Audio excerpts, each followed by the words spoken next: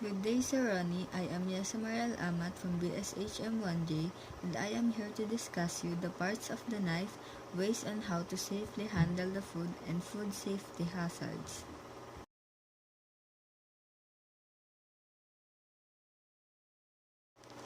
Parts of the knife. First is the point. It serves as the pricking tool of the blade. A knife's point is the furthest point from the pommel of the knife where the spine of the blade and its edge meet. Next is tip. Does much of cutting and separating, especially of small and delicate food. The tip is the small section of the blade that sits just before the point. Next is edge. It is the sharpened section of the knife. It is the working part of the blade. It can be fine, serrated, scallop, or hollow ground. Spine. It is the unsharpened back of the blade.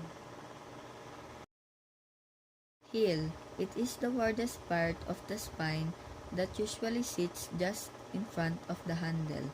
It is used for cutting large or tough foods. Bolster. Bolster serves as the dual purpose of strengthening the part of the knife where the blade meets its handle and providing a small guards that stop your hand from slipping forward onto the edge.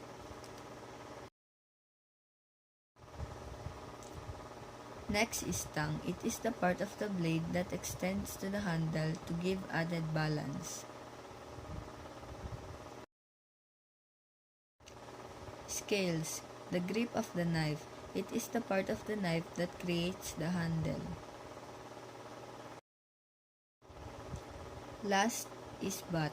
It is the handle's end. It is often curved so the user knows the orientation of the blade by feel. Ways on how to safely handle the food. First step is clean. Wash your hands and surfaces often.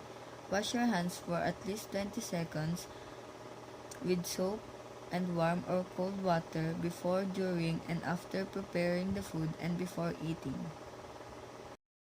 Second is separate. Don't cross-contaminate. Keep raw or marinating meat, seafood, poultry, and eggs from all other foods in the refrigerator to avoid cross-contaminate. Third is cook. Cook to the right temperature. You can use a food thermometer to ensure that food is cooked at a safe internal temperature. Last is chill. Refrigerate promptly. Keep your refrigerator at 40° Fahrenheit or below and your freezer at 0° Fahrenheit or below, and know when to throw food out before it spoils.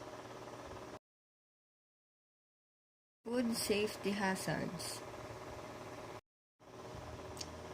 There are 3 food safety hazards.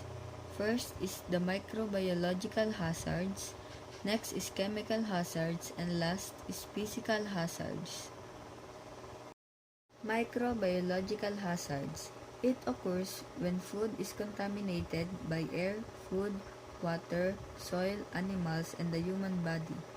To avoid these microbiological hazards, you should know how to cook properly and cool foods and avoid cross-contamination.